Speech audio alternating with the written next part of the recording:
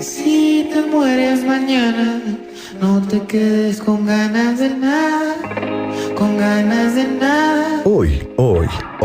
Y si te mueres mañana, no te quedes con ganas de nada, con ganas de nada. Definitivamente es hoy.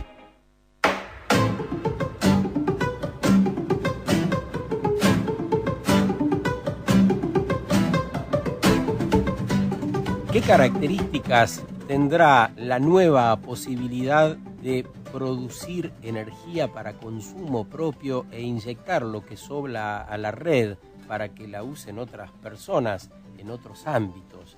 Es algo que será revolucionario y que va a cambiar buena parte de todo lo que viene.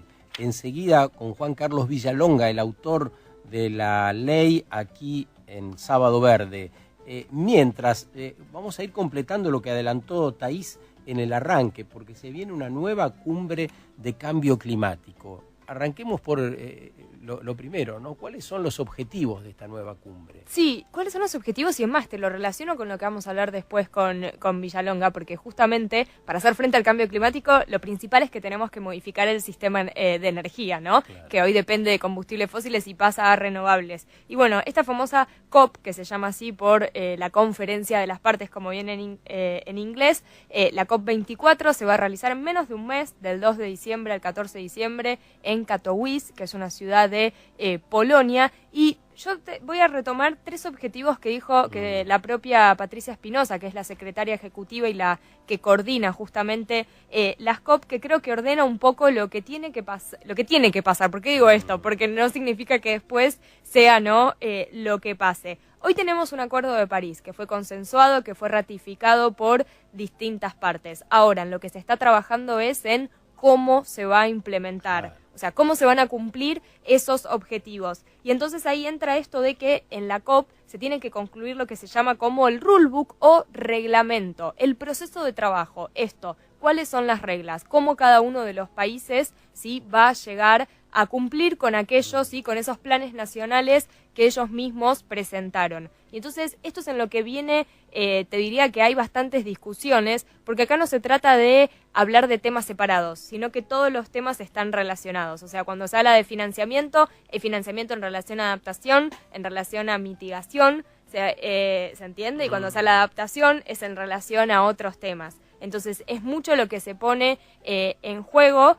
Y lamentablemente en las reuniones intermedias que hubo a lo largo de este año, las conclusiones que se han sacado no han sido muy favorables, es decir, que no se ha llegado a preparar lo necesario como para que la COP resulte exitosa. Qué clave lo que decís, porque que las cosas necesiten invariablemente relacionarse entre sí, va a hacer que los países se dejen de ambigüedades.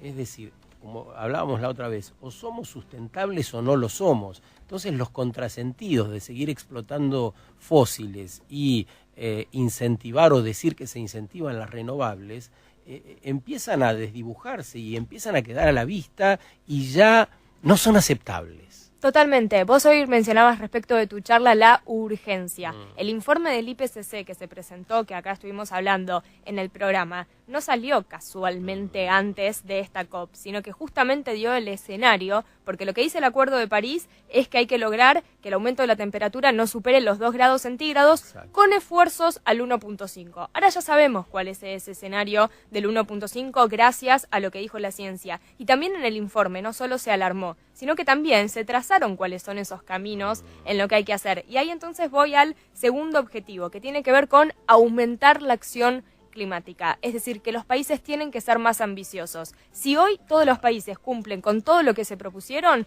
no se llega ni siquiera a los 2 grados, se llega a entre 3 a 4 grados. Entonces es importante también esto, que en la revisión... ¿Para cuándo? ¿Para fin de siglo? Para fin de 2100, estamos en 2018 y ya tenemos más de 1 grado de aumento. Entonces ahí también eso es importante, cómo a nivel nacional los países van a revisar sus propios objetivos para ser más ambiciosos y para poder actuar con más urgencia, siempre teniendo en cuenta que todos los países tienen sus contextos, ¿sí? Y que en algunos casos hubo planes que fueron más ambiciosos como se presentaron y en otros se esperaba un poco más. Lo que pasa es que, claro, muchos en un primer momento presentaron un objetivo para después poder aumentarlo. Ahí, en el caso de la Argentina, recordemos que el Acuerdo de París se firma en diciembre del 2015, es decir, hubo cambio de gobierno entre Cristina Kirchner y Mauricio Macri, y lo que hizo el nuevo gobierno después de Macri fue revisar lo que había presentado el gobierno anterior y hubo una leve mejoría en esa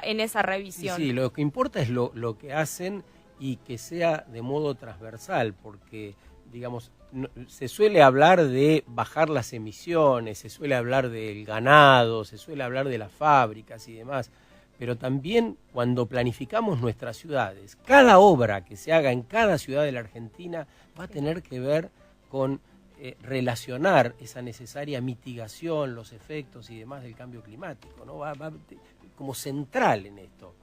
Recién recibíamos un informe de una empresa conocida que nos llegó, que nos mandó, que le debe mandar a cientos de periodistas, sobre sus acciones en favor del ambiente. Estaba impresa en papel, color, ilustración, digamos, esas cosas ya no van más, van más y son un contrasentido. Todas esas pequeñas cosas me parece que hacen a lo que estás hablando. Sí, y por eso también es importante que en estas reuniones no solo estén los gobiernos nacionales, sino que también empiece a haber participación del sector privado. Mismo también desde las delegaciones hay representantes de las ciudades. Recordemos lo que hablamos hace poco de la cumbre que hubo acá, esto de los gobiernos negocian, pero después la implementación es local. Sí. Entonces es importante, ¿no?, que estén a nivel local. Y eso también me lleva a hablar de el tercer objetivo, que es lo de incrementar los flujos financieros, esto que se llama como el financiamiento climático, porque acá el problema también es, bueno, ¿cuánto se le da? ¿A quién se le da? ¿Por qué se le da? ¿Para qué proyecto se le da? Todas esas son cuestiones, ¿sí? O sea, ¿cuál es la urgencia que se pone en los financiamientos? Históricamente en las negociaciones climáticas el financiamiento siempre se dice es el tema, ¿no? Claro. En discusión, pero yo creo que esos tres van a ser como los grandes ejes. Pasan muchas cosas en una COP y en las negociaciones. A mí, si vos me preguntás como más en lo personal, me preocupa que las reflexiones que hubo desde el propio secretario general de Naciones Unidas es que no se ve con buenos ojos lo que ha venido pasando a lo largo del año, y hasta esta frase que vos, Sergio, la debes conocer mejor que otros, esto de que dijo, esperemos que no sea de nuevo un Copenhague. ¿Y por qué esto? Porque Copenhague resultó en un fracaso por aquel entonces. Entonces, por un lado está el optimismo de se viene avanzando, hay conciencia, tenemos un informe del IPCC, pero por otro lado estamos a la altura de lo que el planeta necesita en este momento, actuando con nuestras políticas. Ahora, tomando estas políticas, ¿no? Y volviendo un poco a la idea del rule book. El rule book, ¿qué es lo que puede llegar a generar? Que de un decir vayamos a un hacer. Sí, empezar justamente a como destrabar e implementar lo que son las reglas de todo aquello que se dice en el acuerdo, ¿sí? Tiene que ver con empezar a ser un poco más chico y más concreto, ¿sí?